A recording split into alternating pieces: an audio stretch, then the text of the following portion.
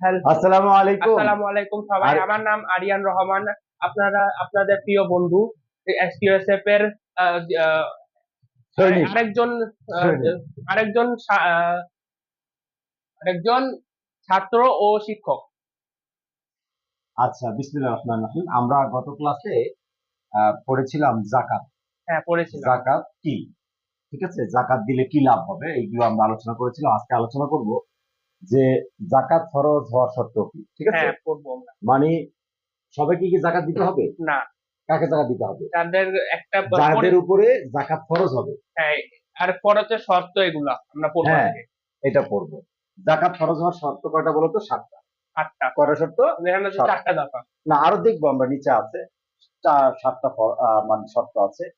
তো হ্যাঁ, কোন অমুসলমানের উপর জাকাত ফরজ না। জাকাত ফরজ হওয়ার জন্য ইসলামের বিধান মানে মুসলমান হতে হবে। হ্যাঁ, মুসলমান হতে হবে। ঠিক আছে, 2 নম্বর হলো জাকাতের নিসাব পরিমাণ মালিক হতে হবে। হ্যাঁ, নিসাব মালিক, নিসাব পরিমাণ মালিক মানে হলো যে, একটা পরিমাণ। মনে করো তুমিও মুসলমান আমিও মুসলমান, হ্যাঁ, কিন্তু আমি অনেক ধনী না। হ্যাঁ, আমি গরিব মানুষ, তাহলে আমাকে কি জাকাত ফরজ হবে? না। নির্দিষ্ট এখন ইসলামের দৃষ্টিতে মানে কে বড় লোক, কে গরিব, কে ধনী, কে গরিব, ঠিক আছে, একটা হ্যাঁ, ব্যাখ্যা থাকা দরকার আছে কিনা? আছে। হ্যাঁ, মানে 1 কোটি টাকার মালিক হলে সে ধনী, বিষয়টা এরকম না। শরীয়তের বিধান অনুযায়ী সে নিসাব পরিমাণ মালিক, মানে যে সম্পদ পরিমাণ মালিক, যে পরিমাণ সম্পদের মালিক হলে সে শরীয়তে জাকাত ফরজ হয়। সেই পরিমাণ সম্পদের মালিক হলেই কি 7.5 তোলা স্বর্ণ, 52 তোলা কি সামনে আসবে ধরি, ওই পরিমাণ সম্পদের মালিক হলে তখন নিসাব পরিমাণ সম্পদ প্রয়োজন অতিরিক্ত হওয়া, মানে আমার যে নিসাব আছে, নির্দিষ্ট যে সম্পদ আছে সেই সম্পদের থেকে অতিরিক্ত হইতে হবে। ঠিক আছে, যেমন যেসব দ্রব্যের উপর মানুষের জীবনযাপন নির্ভর করে, যেসব জিনিসপত্রকে প্রয়োজনীয় দ্রব্য বলে, যেমন খাওয়া দাওয়া, পোশাক পরিচ্ছদ, বসবাসের বাড়িঘর, পেশাজীবী যন্ত্রপাতি, যানবাহনের নৌকা, সাইকেল, মোটর, কৃষিকাজ সরঞ্জাম, পড়ালেখার সরঞ্জাম, এইসব প্রয়োজনীয় জিনিসের অন্তর্ভুক্ত। এগুলোর উপর জাকাত ফরজ হবে না, ঋণগ্রস্ত না হওয়া। আমি আমার 1 কোটি টাকার মালিক আমি, কিন্তু আমি আমার হ্যাঁ, ঋণগ্রস্ত, তাইলে ধরলাম হবে না। ধরলাম 1 কোটি হ্যাঁ, টাকা মালিক, কিন্তু 50,000 টাকা কোটি টাকার আমার ঋণ। ঋণ, হ্যাঁ। মাল 1 বছর স্থায়ী থাকা, মানে আমি ওই টাকার সম্পদের নিচে পরিমাণ মালের 1 বছর পর্যন্ত আমার কাছে মালটা আছে, আমি এর মধ্যে গরিব হয়ে যাই না, এরকম হতে হবে। ঠিক আছে, হ্যাঁ, এদিকে দেখো, তুমি এদিকে দেখো। জ্ঞান সম্পন্ন হতে হবে। পাগল যদি হয়ে যাই তাহলে কিন্তু আর এই জাকাত খরচ থাকবে না। ঠিক আছে, হ্যাঁ, আমার জ্ঞান থাকতে হবে, হ্যাঁ, মাথা ঠিক থাকতে হবে, বালেগ হওয়া, প্রাপ্ত বয়স্ক হতে হবে। ছোট বাবু হলে, যাদের বালেগ না, তাদেরকে কি না জাকাত খরচ হয়। ঠিক আছে, হ্যাঁ, জাকাতের নিসাব নিয়ে এখন আলোচনা করি। জাকাতের নিসাব হলো নির্ধারিত পরিমাণ। শরীয়তে পরিমাণ জাকাত ফরজ হওয়ার জন্য সম্পদের নির্ধারিত পরিমাণ নিসাব বলে। সারা বছর জীবনযাত্রার প্রয়োজনীয় ব্যয় নির্বাহের পর বছর শেষে যার হাতে নিসাব পরিমাণ সম্পদ উর্জিত থাকে তাকে বলা হয় সাহিবে নিসাব বা নিসাবের মালিক। আর ওই সাহিবে নিসাব জাকাত ফরজ। নিসাবের পরিমাণ হলো সোনা কমপক্ষে 7.5 তোলা। কত? ওরা কমপক্ষে 7.5 তলা। 7.5 তোলা। হ্যাঁ, মানে 7.5 তোলা সমমান দামের মূল্য, তার টাকা বা সম্পদ বা সোনা থাকলে, হ্যাঁ, তার প্রয়োজনীয় জিনিসের বাহিরে, কারণ এটা পূর্ণ 1 বছর স্থায়ীকাল থাকলে। আর আচ্ছা, 7.5 তোলা অথবা রূপা কমপক্ষে 52.5 তোলা। ওকে, 7.5 তোলা অথবা 52.5 তোলা মনে থাকবে। হ্যাঁ, আচ্ছা, আর অথবা অথবা মূল্য সম্পদ, ওই পরিমাণ সম্পদ কারণ নিকট পূর্ণ 1 বছর স্থায়ী থাকলে ওই সোনা রূপা বা সম্পদের মূল্যের 40 ভাগের 1 ভাগ জাকাত দিতে দেওয়া হবে। ফরজ। কিন্তু সম্পদ হিসেবে কম থাকলে জাকাত দেওয়া ফরজ নয়। 1 বছর পূর্ণ হওয়ার আগেই সম্পদ নষ্ট হয়ে গেলে জাকাত দিতে হবে না। ঠিক আছে, কারো হাতে যদি বছরের প্রথমে নিসাব পরিমাণ সম্পদ থাকে, বছরের মাঝে কোনো কারণে নিসাব হতে কমে যায় এবং বছর শেষে আবার নিসাব পরিমাণ সম্পদের মালিক হয়ে গেলে তাকে জাকাত দিতে হবে। হ্যাঁ, আসলে বুঝছো কিনা? বুঝছি। তাহলে আমরা মনে করো এই 52.5 তোলা 7.5 তোলা স্বর্ণের দাম কত তুমি জানো? ধারণা আছে এখন? কিছু কোটি তো হবে। হ্যাঁ, বলো, কি কি ধারণা আছে তোমার, বলো দাম কত? এক এক ভরি সোনার দাম কত? 2 লাখ। 2 লাখ? না, আন্দাজে বলেছি। এক কেজি বলছি। হ্যাঁ, এক আচ্ছা, আমরা তাহলে একটু দেখি। হ্যাঁ, 7.5 তোলা। দেখি আমরা কত হয়, আমি জানি না। আসলে জানি না, তাহলে আমরা দেখি যে, ট্যাব নিউ ট্যাব। হ্যাঁ, নিউটন। আমরা আমাদের গুগল বাবার কাছে যাব। হ্যাঁ, গুগল মামা হ্যাঁ, আমাদের অনেক তথ্য দেয়। জি।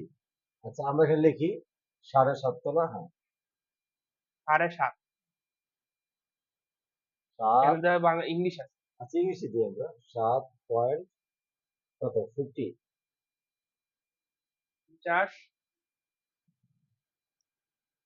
গোল্ড গোল্ড হবে।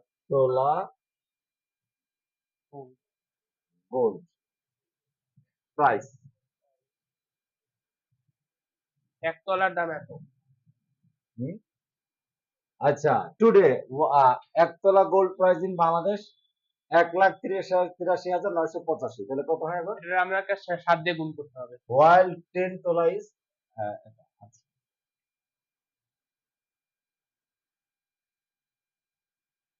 15,000 15,000 প্রতি না। কমতেছে। আচ্ছা, তাহলে আমরা যোগ করি। হ্যাঁ, এখানে করলেই তো হইতো। করো যোগ।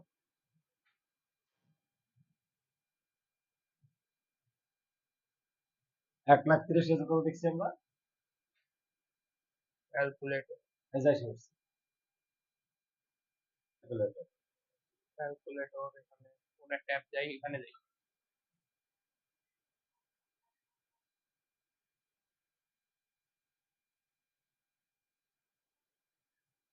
লোড হতে সময় লাগছে। হ্যাঁ, লোড হলে তুমি এটা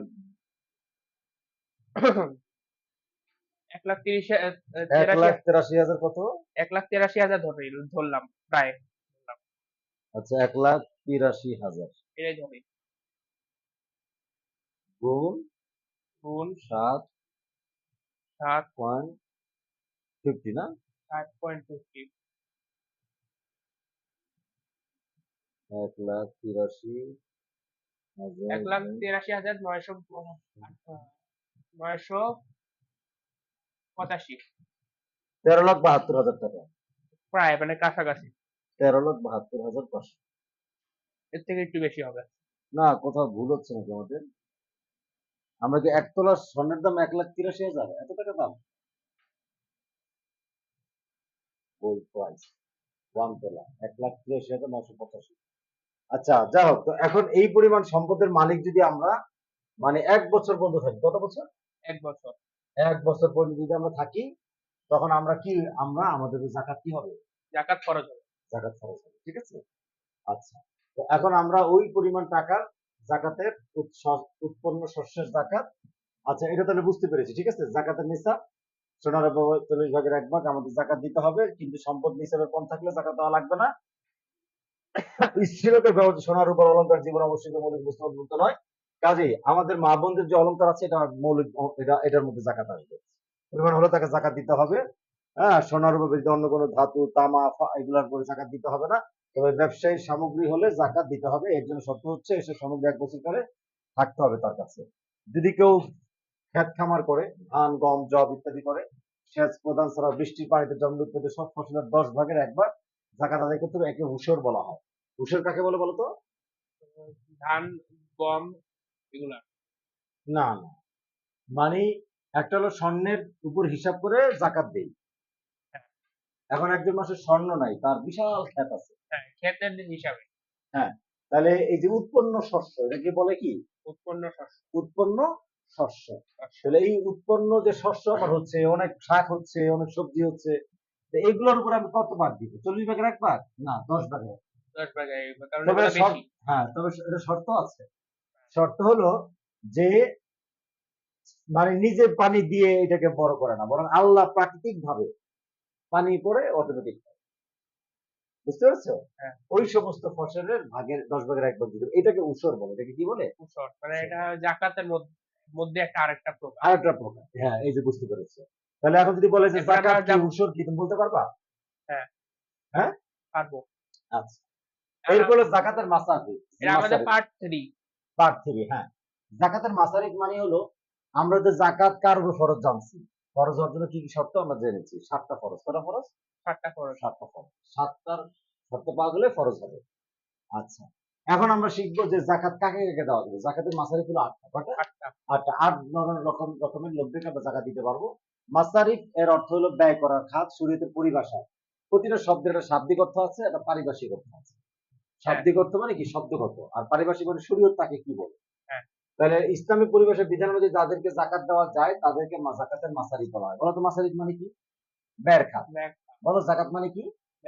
ব্যয়ের। মাসারিফ মানে কি? মাসারিফ শব্দের অর্থ হলো ব্যয়ের খাত। আর পরিভাষায় বলা হলো জাকাতে দেওয়ার খাত।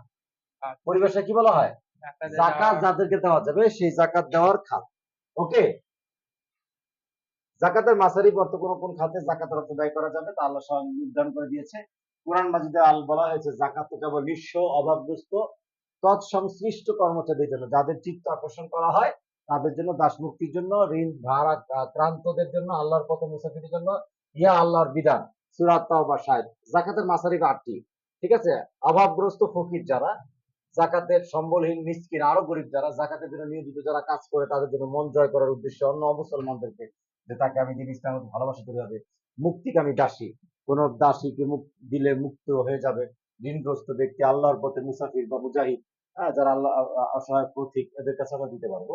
এটার বিস্তারিত বিবরণ দেওয়া আছে। হ্যাঁ, অভাবগ্রস্ত ফকির কাকে বলা হয়? অভাবগ্রস্ত ফকির বলা হয়, যার কাছে ফকিরকে বাংলায় গরিব বলা হয়, যাদের কিছু না কিছু সম্পদ আছে কিন্তু প্রয়োজনের তুলনায় তার যথেষ্ট নয়, যাদের জীবন ধারণের জন্য অপরের সাহায্য সহযোগিতার উপর নির্ভর করতে হয়, এমন ব্যক্তিকে জাকাত দেওয়া যায়। জীবিকা অর্জনের অক্ষম ব্যক্তি, পঙ্গু, ইয়াতিম, শিশু, বিধবা, স্বাস্থ্যহীন, দুর্বল এবং যারা দুর্ঘটনা বা প্রাকৃতিক দুর্যোগের শিকার, এমন লোকদের সাময়িকভাবে জাকাতের খাত থেকে সাহায্য করা যায়। হ্যাঁ। ঠিক আছে, এরা হলো অভাবগ্রস্ত ফকির। ওকে, আচ্ছা, মিসকিন যারা নিঃস্ব, নিজের পেটের অন্ন জোগাড় করতে পারে না এবং অভাবগ্রস্ত থাকা সত্ত্বেও সম্মানের ভয়ে কারো দ্বারস্থ হয় না, তাদেরকে মিসকিন বলে। যারা কারো কাছে হাত পাতে না কিন্তু অভাবী, গরিব। হ্যাঁ, তাদের মিসকিন সম্পর্কে হাদিস আছে, যে ব্যক্তি তার প্রয়োজন মতো সম্পদ পায় না অথচ আত্মসম্মানের ভয়ে সে এমন ভাবে চলে যে তাকে দেখলে অভাবী বলে বোঝা যায় না, যাতে লোকেরা তাকে আর্থিক সাহায্য করতে পারে। আর সে সাহায্যের জন্য কারো কাছে হাতও পাতে না, কিছু চায়ও না। বুখারী মুসলিম। মিসকিনকে জাকাত দেওয়া যায়। ঠিক আছে, তাদেরকে আমরা জাকাত দিব। বুঝতে পেরেছো? বুঝছি। 3 নম্বর হলো জাকাতে নিয়োজিত যারা জাকাত নিয়ে কাজ করবে, জাকাত তুলবে এবং দিবে, তাহলে তারা সারাদিন কিভাবে কাজ করবে? তারা চাকরি বাকরি করতে পারবে না। তো তাদের খরচ জন্য না চালাই তাহলে কি চলতে পারবে তারা? এই জন্য জাকাতের টাকা থেকে তাদের খরচ চালানো হবে। আর সদ্য মুসলমান হওয়া ব্যক্তির সমস্যা দূরীকরণে এবং ইসলামের অবিচল রাখার উদ্দেশ্যে তাদের জাকাত হবে। মাত্র মুসলমান হয়েছে অথবা মুসলমান, তাকে দিলে হবে। হ্যাঁ, পরিভাষায় বলা হয় মুআল্লাফাতুল কুলুব। ইসলামের প্রাথমিক যুগে এই জাতীয় লোককে জাকাত দেওয়ার বিধান ছিল, দরিদ্র হলে তাদেরকে প্রাধান্য দেওয়া হবে। মুক্তিকামী দাস, যে দাস তার মনিবের সাথে নির্দিষ্ট পরিমাণ অর্থ পরিশোধের সাপেক্ষে মুক্তি পাওয়ার চুক্তি করেছে, এমন দাসকে মূল্য পরিশোধ করে দিলে জাকাত দিলে হয়ে যাবে। এটা এখন নাই। ঋণগ্রস্ত ব্যক্তি, যে নিজের প্রয়োজন মিটিয়ে ঋণ পরিশোধ করতে অক্ষম, তাদের জাকাত দিতে দেওয়া যাবে আল্লাহর পথে। এর আরবি পরিভাষা হলো ফি সাবিলিল্লাহ। ফি সাবিলিল্লাহ বলতে আল্লাহর পথে খরচ করাকে বোঝানো হয়েছে। আল্লাহর পথে যে সকল কাজ, যে সকল খাতে জাকাতের অর্থ ব্যয় করা যেতে পারে, আল্লাহর পথে জিহাদকারী সেসব মুজাহিদ যাদের অস্ত্র জিহাদের উপকরণ ক্রয় করার ক্ষমতা নেই, তাদেরকে যাবে। অর্থাৎ ইসলামের পথে যারা কাজ করছে তাদেরকে, হ্যাঁ, তাদের সবাইকে আমরা দিতে পারবো। অসহায় প্রবাসী প্রতি, কোন ব্যক্তি সফরে গিয়ে অসহায় অবস্থা পড়েছে, যাত্রাপথে টাকা সংকট পড়েছে, আমরা তাদেরকে জাকাত দিতে পারবো ইনশাআল্লাহ। পারবো না? পারবো। আর ইনশাআল্লাহ। দিব যদি তাহলে জাকাতের মাসারিফ কয়টি? 8টি। জাকাত প্রদানের মানে সব ফরজ হওয়ার শর্ত কয়টি? 8টি। 7টি। জাকাত ফরজ হওয়ার শর্ত কয়টি? 7টি। বলেছিলাম না? এই যে 8টি, আর হলো জাকাত ফরজ হওয়ার শর্ত কয়টি? 7টি। মনে থাকবে তো? এবং এগুলো কি কি, এগুলো আমরা মুখস্থ করে ফেলবো, আজকে পড়া থাকবে। ওকে, জাকাত ফরজ হওয়ার শর্ত 7টি। আচ্ছা, তারপরে চলে যাচ্ছি জাকাতের মাসারিফ। আরো বলবো, পড়াবো আজকে? না, আজকে একটু বেশি হয়ে গেছে। আচ্ছা, জাকাতের গুরুত্ব তাৎপর্য, যেটা তাহলে আজকে থাকলো। হ্যাঁ, আগামী ভিডিওতে। হ্যাঁ, আমরা আগামী ক্লাসে এটা ইনশাল্লাহ পড়বো। আগামী ক্লাস ইনশাল্লাহ আমরা বাকিটা পড়বো। তো আমাদের আমরা একটু পড়লাম, আমাদের সন্তানরা অনেক সময় বই দিয়ে পড়লে বুঝে না, তো আমরা একটু সুন্দরভাবে পড়লাম, এই পড়াটা তার আলোচনা করলাম, সে সুন্দর বুঝতে পেরেছে, আলহামদুলিল্লাহ। জি, সবাই ভালো থাকবেন। আসসালামু আলাইকুম।